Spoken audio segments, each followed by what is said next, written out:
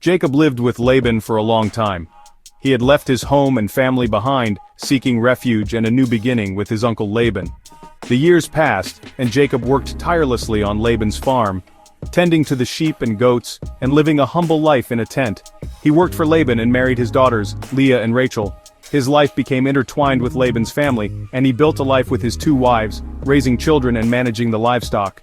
But Laban wasn't always fair to Jacob. Despite Jacob's hard work and dedication, Laban often took advantage of him, causing much frustration and worry. He tricked Jacob and changed his wages many times.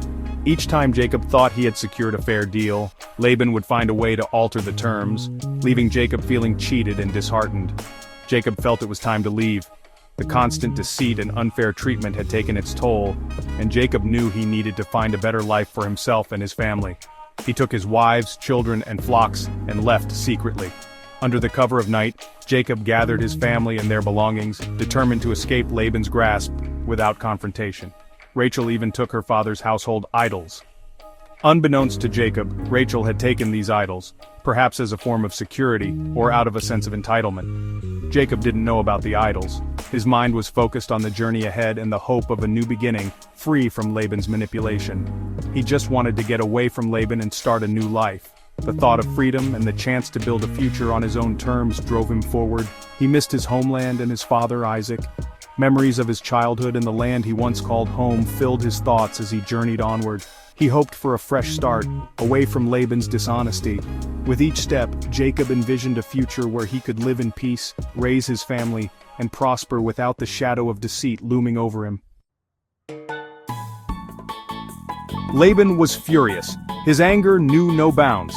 When he found out Jacob had left, taking his family and possessions with him, Laban felt betrayed. He chased after Jacob, determined to retrieve his stolen idols and confront him. The pursuit was relentless. Laban finally caught up with Jacob and searched his camp thoroughly, leaving no stone unturned. But he couldn't find the idols. Rachel had cleverly hidden them under a saddle, out of sight. God intervened. That night God spoke to Laban in a dream, warning him not to harm Jacob or his family. The divine message was clear. Laban, now fearful of divine retribution, made a covenant with Jacob. They agreed to a peace treaty, ensuring no harm would come to either party. They agreed to part ways peacefully, each going their separate paths with mutual respect. This entire episode demonstrated God's unwavering protection over Jacob, guiding and safeguarding him through every trial. Jacob continued his journey. He was afraid because his brother Esau was coming to meet him. Jacob had tricked Esau out of his birthright many years ago. He feared Esau's anger. That night, God gave Jacob a powerful dream at a place called Bethel. In the dream, Jacob saw a staircase reaching up to heaven.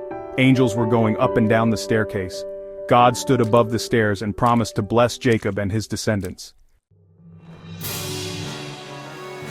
Facing fear. The dream comforted Jacob. God assured him of his presence and protection. But Jacob still felt scared about facing Esau.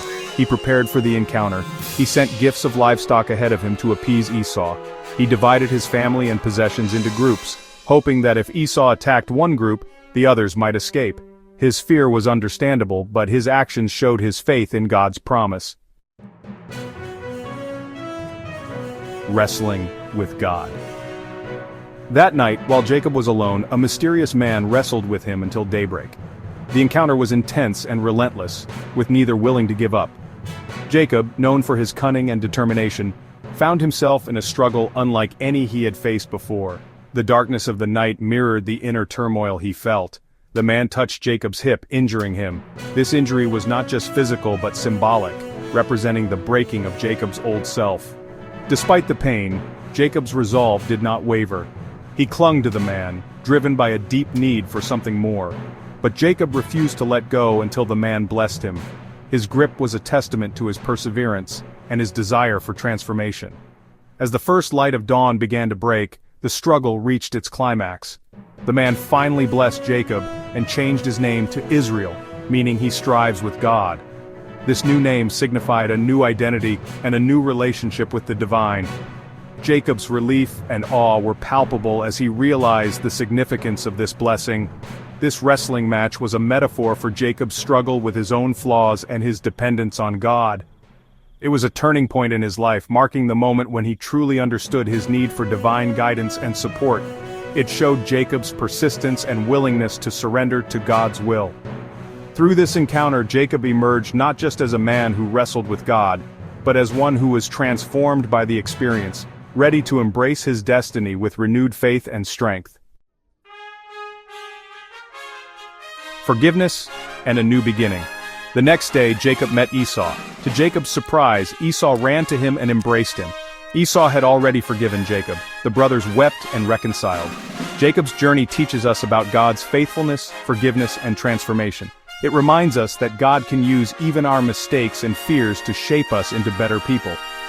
Jacob's story is a testament to the power of repentance, forgiveness, and God's unwavering love.